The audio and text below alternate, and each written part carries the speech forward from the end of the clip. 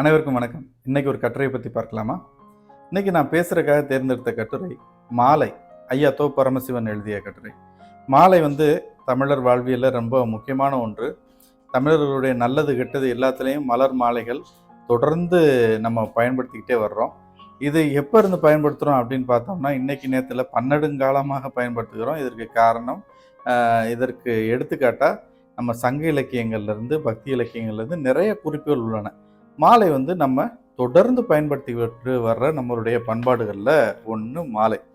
இந்த மாலை மலர் அப்படின்றப்ப இந்த மலரில் அது மனிதர்களுக்கும் மலர்களுக்கும் உள்ள உறவு பிரிக்க முடியாதது. இதில் என்னென்ன மாதிரி பகுதிகள் இருக்குன்னு பார்ப்போம். அரும்பு, மொட்டு, பூ, மலர் என்பது மலரின் பருவத்தை குறிக்கும் தமிழ் சொற்கள் இதெல்லாம்.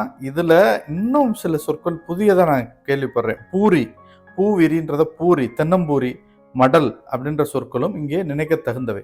இது தவிர மலருடைய உறுப்புகள் அப்படின்றதுக்கு தமிழர்கள் எத்தனை பேர் வச்சிருக்கோம் பாருங்க.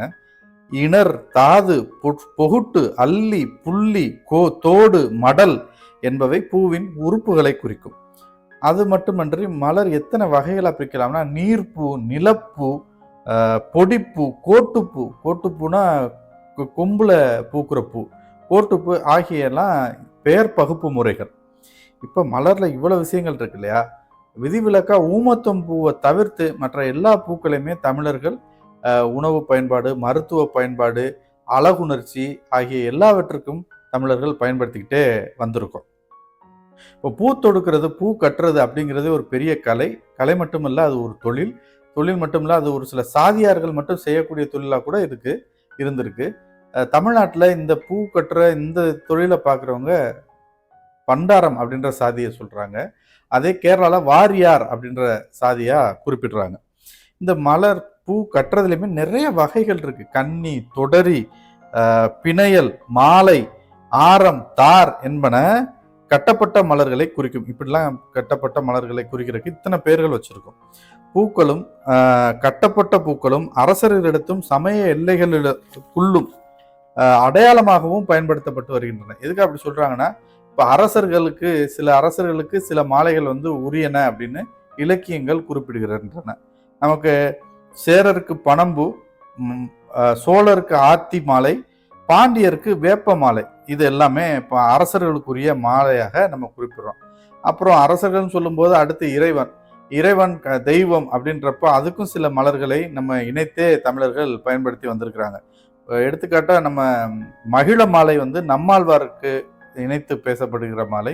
சிவனை பொறுத்த மட்டும் ஆத்தி, கொன்றை, பொன்னரளி, நந்தியாவெட்டை இந்த மலர் மாலைகள்லாம் சிவனோட சேர்த்தே பேசப்படுகின்ற மலர்கள். அதுபோக பக்தி இலக்கியங்கள் காட்டும் குறிப்பின்படி ஒரு காலத்துல இண்டைப்பூ, வன்னிப்பூ, ஊமத்தம்பூவும் சிவனுக்கு பயன்படுத்தப்பட்ட மலர்களாக குறிப்பிடுகின்றன. இப்போ முருகன் அப்படின்றப்ப கடப்பம்பூவோட முருகனை சேர்த்து பேசுறோம். அப்படி மலர்கள் இறைவனோடும் அரசரோடும் இணைத்தே பல மலர்கள் பயன்படுத்தப்பட்டு வந்திருக்கின்றன. இதுல புரிஞ்சுக்கிற முடியுது. இது தவிர அரசர்கள் போர்ல போய் ஜெயிச்சுட்டு வந்தா, வெற்றி பெற்று வந்த பிறகு தன்னுடைய வீரர்களுக்கு சிறிய அளவிலான தங்கத்துல தாமரை பூ போல மலர்களை சேர்ந்து பரிசு அளிச்சிருக்கிறாங்க. இந்த பரிசளிப்பு நிகழ்வை பூக்கோள் அப்படின்னு குறிப்பிட்டிருக்கிறாங்க. பூக்களால் கட்டப்பட்ட மாலைகள்ல பல்வேறு வேறுபாடுகளை நம்ம உணர முடியும். ஒவ்வொரு அமைப்பா கட்டுறதுக்கும் ஒவ்வொரு பேர் வச்சிருக்கிறோம். அதாவது நெருக்கமாக கட்டப்பட்ட பூ மாலைக்கு பிணையல் அப்படின்னு பேரு. இடைவெளி விட்டு 2 பூக்களாக கட்டப்பட்ட மாலைக்கு கன்னி அப்படின்ற பேரு. அதன் பிறகு கொஞ்சம் நெருக்கமா, கண்ணியவே கொஞ்சம் நெருக்கமா கட்டினா அதுக்கு பேரு சரம் அப்படின்ற பேரு. தொடுக்கப்பட்ட பூச்சரத்திற்கு, அந்த சரத்தை எல்லாம் தொடுத்தா அந்த பூச்சரத்துக்கு பேரு தொடையல் அப்படிங்கிறது பேரு.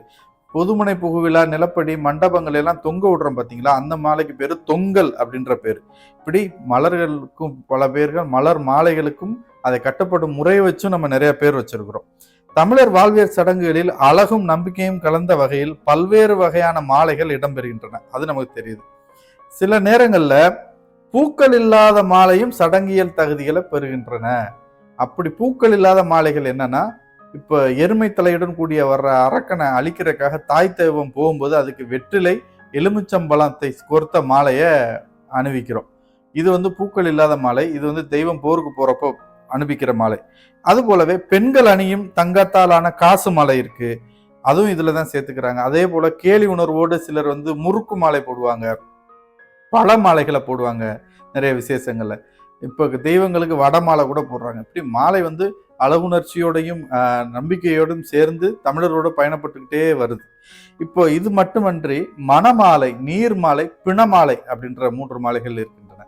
இப்போ பெண்கள் பெண் குழந்தை பூ பெய்ததும் உடல் மலர்ச்சி தெரிவிக்கும் விதமா பூப்பு என்ற சொல்ல நம்ம குறிப்பிடுறோம். அந்த பூ பெய்ததும் அந்த இதுக்கு மாலை போடுறோம். அதே மாதிரி தெய்வங்களுக்கு பூச்சொரிதல் அப்படின்ற விழா நடத்துறோம். இதெல்லாம் தமிழர் பண்பாட்டின் மற்றொரு கூறாக நம்ம பார்க்கலாம். இப்போ மணமாலை அப்படின்றது மனத்துக்குரிய ஆணும் பெண்ணும் தங்கள் மாலைகளை மாத்திக்கும் போது தங்களுடைய இசைவினை தெரிவிப்பதாக அர்த்தம். சரி, சம்மதம் தெரிவிக்கிறேன்றத மாலை மாற்றுவதன் மூலமா தான் நம்ம தெரிவிக்கிறோம். சில வழக்கங்கள்ல பெண் நிச்சயம் பண்ணும்போதே அந்த நிச்சயத்திற்கான இசைவை தெரிவிப்பது தாய்மாமனும் மாலையை மாத்துவாங்க. அப்போ நிச்சயத்திற்கான இசைவு தெரிவிக்கப்படுவதா அதுல பொருள். இதே மாதிரி நகரத்தார் சாதியும் சரி, சில வேறு சாதிகளும் சரி, அவங்களுடைய குலதெய்வ கோயில்ல அன்று சாத்தி கலைந்த மாலையை எடுத்துட்டு வந்துதான் திருமண நாள்ல மணமக்கள் மாற்றிக் கொள்கிறார்கள். அந்த மாலையை தான் மணமக்கள் மாற்றி தங்களுடைய இசைவை தெரிவிக்கிறாங்க. இது வந்து மணமாலை. நீர்மாலைன்னு ஒண்ணு இருக்கு. நீர்மாலைன்றது நிறைய பேர் தெரிஞ்சிருக்கும். இறப்பு நடந்த வீட்டுல அந்த இறந்தோருடைய பிள்ளைகள் பேரம்பேத்தி எல்லாம் நீர்மாலை எடுத்து வருவாங்க. நீர்க்கரகம் சொல்லப்படுகிற ஒரு செம்புல தண்ணியை நிறைச்சு தலையில வச்சு தூக்கிட்டு வருவாங்க. மாலை போட்டு தான் வருவாங்க. அந்த நீர்மாலை அப்படின்றதுன்னா நீரும் மாலையும் அணிந்து வருதல் அப்படின்றதுதான் அந்த நீர்மாலைக்கான பொருள். திருவிழாக்களை இறைவன் அல்ல தெய்வத்துக்காக சாமியாடி வர்ற சாமியாடிகளும் கோயில்ல இருக்க மாலையை போட்டுட்டு தான் வர்றாங்க. எனவே மாலை என்பது முந்தைய தலைமுறையினரோடும் அவருடைய உறவுக்கும் புதிய உறவுக்கும் தெய்வங்களோடு கூடிய உறவுக்கும் குறியீட்டு அடையாளமாகவே தமிழர்களால் கருதப்பட்டு வந்தது அப்படிங்கிறத நம்ம இங்க உணரலாம். அதற்கடுத்து இன்னொரு மாலை வந்து ரொம்ப இது வந்து பேரே இந்த இதை தெரிஞ்சுதான் நான் தெரிஞ்சுக்கிட்டேன் இந்த கட்டுரை வாசிச்சு. மனம் முடிச்ச பிறகு ஒரு பெண் சின்ன வயசுல இளம் பெண்ணா இருக்கும்போது மங்கள பெண்ணா இறந்து போயிடுறா அப்படின்னா அந்த பெண்ணை வந்து அந்த குடும்பத்தார் திருநிலைப்படுத்துறாங்க, ஒரு தெய்வம் ஆகிடுறாங்க. அந்த தெய்வத்திற்கு பேரு மாலையம்மன் அப்படின்னு வைக்கிறாங்க. இப்ப மாலையம்மன்ற பேர்லாம் இப்படி ஒரு இறந்து போன பெண் தான் தெய்வமா மாறி இருக்கு அப்படின்றத புரிஞ்சுக்கிற முடியாது.